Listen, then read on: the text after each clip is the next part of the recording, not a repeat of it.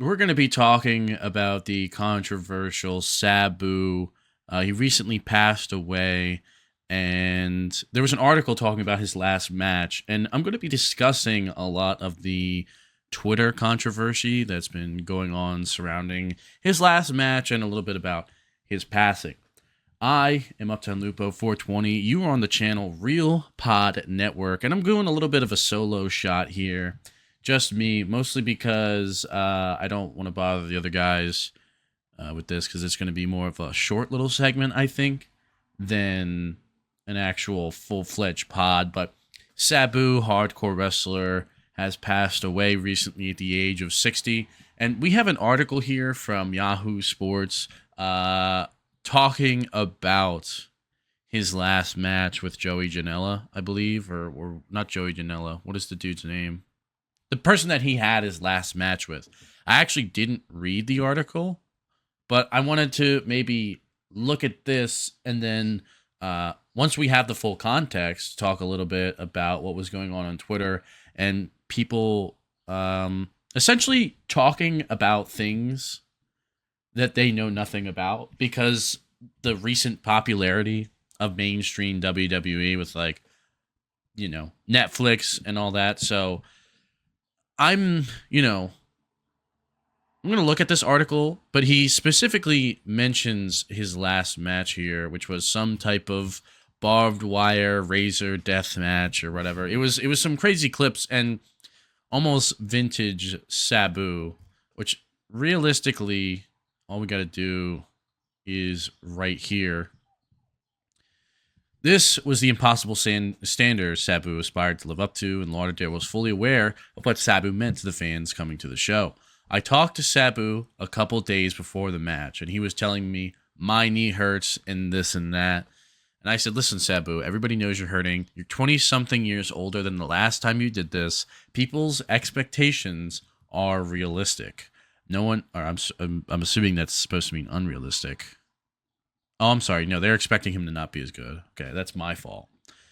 This is what happens when you do live TV, baby. No one is expecting this to be Born to be Wired, his iconic no-roped barbed wire match with Terry Funk. And he said to me, good, because it's going to be better than that. Predictably, the night of April 18th was chaotic. No one was going to be easy with Sabu. I was fairly confident that he was fine. Joey Janela, I was right, okay. I was kept in contact with him and his team of people around him, guys this time. They were saying he was all ready to go and that he was going to the gym, that he was on a training program. I believed them until the day of the show. Then then 2 hours before I got the call, Sabu can't walk. And I mean, this is, there's a lot of context here that I think is important to discuss. Like this person, I think this is mostly going to be speaking about the ignorance of modern pro wrestling fans, like people that just started tapping in like a year and a half ago that really don't know about a lot that was going on in the professional wrestling industry. I mean, we could look at the movie Iron Claw that just came out, and that's like a specific example of an entire family that had their lives ruined because of their participation in pro wrestling to an extent. I think is a very good way to edge that line. I'm not really accusing anybody of anything, but the pro wrestling business is not a nice place for anybody at any time. Even today, fun fact, people will wrestle injured because if they lose their spotlight, they may never get it again. Like Braun Strowman, didn't he just get injured and then they cut him like later? So that's something to always think about, and especially the hardcore death matches that he did. There's no way to properly jump into barbed wire. You know what I mean? Like it's still gonna cut you up a lot, and that was one of the reasons why people appreciated him a lot, was because he was willing to do all of those things, and he was an innovator and yada yada. But like all of these guys in ECW, when they think about it, they think about like the crazy matches and all that. A lot of these guys were super messed up on painkillers, or they were doing cocaine, or they were doing all sorts of drugs and steroids and all that, because that was just the business. So this is the standard that this guy is working with. And there was a recent clip on Twitter too where somebody was basically filming some of the legends at one of these conventions. I think Marty Jannetty, basically like these guys are hobbling around because their bodies are broken from giving themselves to professional wrestling for our entertainment. So, this isn't new, but I think to a lot of people, this is their first time seeing it, especially once we get into this, because there's a substance that they're going to talk about that also maybe has people in a little bit of a kerfuffle.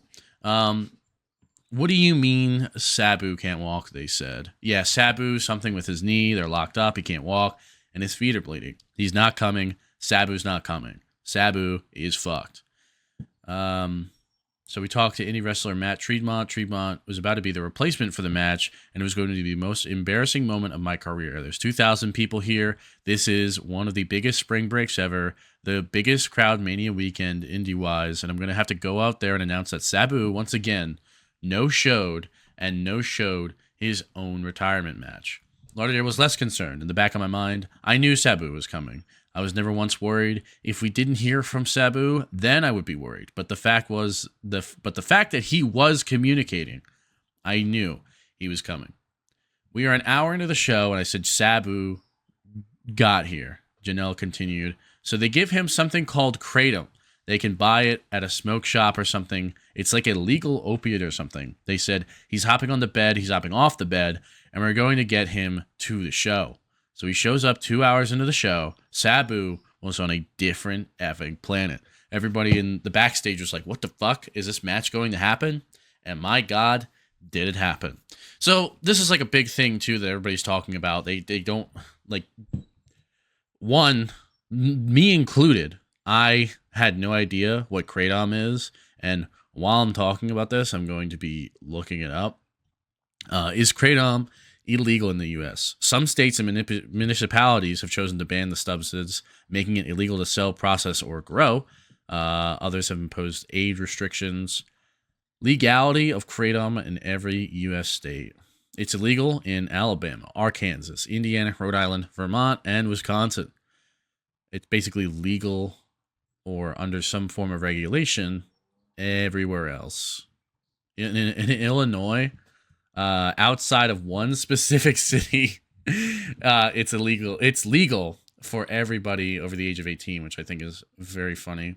So this is like a legal substance that he was allowed to use, basically to like help him get there. And a lot of people were saying a lot about that. They were like, oh my God, they were like, they basically forced him to be drugged to participate in this death match. And one, that misconception is not true. I think, again, this goes back to the mentality of wrestlers, especially the older ones. Like, they will do whatever they have to go through the match and do all this stuff. And again, if you look at pictures of the guy, if you're looking on the screen here, if you're curious, even when he was younger, this guy is covered in scars of this nature from doing all these various things. This is something that he willingly chose to do. And he, I forget what they said. Somebody had a quote like, he knew, like, you can't make him wrestle. He's either wrestling or he's not. There's no way that you can get this guy hopped up on any type of pain medication or whatever and make him do a match. He's consenting with stipulations. He said, I gotta get good. I gotta feel good to do this. And I believe that it was all of his own fruition. I've never heard anybody say from this point forward, at least, we're like a month out from his passing, that like they forced him to take it or any of this other stuff. But that's the little controversy of the match. And then, like, I don't know. It's just my complaints with like the popularity of modern wrestling now, like WWE wrestling now, to people that don't know anything about what's going on. Like, people are fans, and I was there to an extent. I was a fan, and I became a super fan.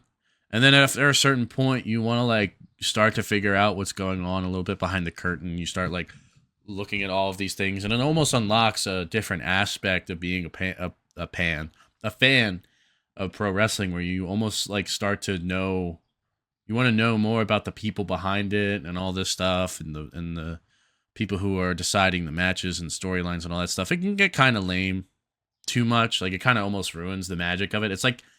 It's like telling a kid that Santa's not real. And like, yeah, it's fun. Like if you're like a parent, it's fun to like do nice things for your kids, like wrapping presents and giving them presents. But there's like a certain joy that comes with the whimsical, innocent nature of children where they like are just so excited for Santa and the ethos, or I guess mythos of Santa and all that. Then once you kind of ruin it, actually, yeah, once you kind of spoil it and ruin it, then it just kind of becomes like a whole different thing. There's still love there, but it's all that. I'm kind of rambling, but basically, what I'm saying is people just don't know. Like I feel like people just aren't fully aware of everything that goes on behind the scenes of everything, and just the lifestyle that happens. We hear a lot of promos talking about how people work 365 days a year for this business, yada, yada, yada. Like, that's true. And you got to think that that has an effect on people. Like, they really don't put it into the matches that much, but we see it. We see the people that have substance abuses even today. Like, Jeff Hardy is like a very obvious modern example of somebody that abuses substances, and probably pro wrestling facilitates that to an extent. It's not just him. It's probably everybody to an extent. You're participating in matches weekly, multiple times a week. Sometimes if you're like a full-time WWE wrestler doing house shows and the main TV shows and all that, main event, the speed matches, like that just gets to you. And now at least everybody is more aware and all that. It's also just like, I don't know. It's just Twitter people. I feel like it's just Twitter people, but I exist online. So sometimes people complaining online, I feel like is bigger than it actually is. Like probably people like don't, like the people that actually knew about Sabu know that like they didn't like drug him on Kratom and made him do a barbed wire death match. But I just like, it's just people that don't know any better that bother me the most, I guess. Which is why I'm kind of saying something now. Like, I don't know. This is also like what do you call it? The needle in the haystack or whatever. Like the straw that broke the camel's back. There you go.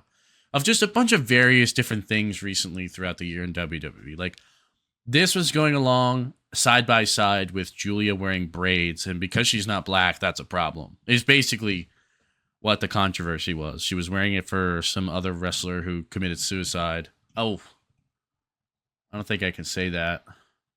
Maybe. I think we're an adult. We're adults here. Okay, this is a YouTube channel. We're adults here. I can say that. So that happened, and then for tribute, she would wear braids, and there was like a whole thing on Twitter about like basically, you know, she's not black, she's Japanese, she can't wear braids. So that was the thing, and then like when Carlito said like Chinese. Like, oh, I gotta learn Chinese instead of Japanese to Io Sky, and it was like, oh, he needs. This is an outrage, or like, El Grande Americano originally being from the Gulf of America, and they said no, we have to change it to Gulf of Mexico. It's like people that complain about all this stuff, like they almost kill, like they're trying to kill the art and like make it fun. Like, the whole point of El Grande Americano is that it's supposed to piss you off that he is mocking lucha libre culture. Like, that's, like, the point. You're not supposed to like him. But that also doesn't mean that the guy that's the Chad Gable is, like, a bad person. Like, people need to understand the difference between that. And I don't know if they do. Or maybe, just maybe, this all is pointless, and I'm just complaining about people that don't like the internet is not real to an extent.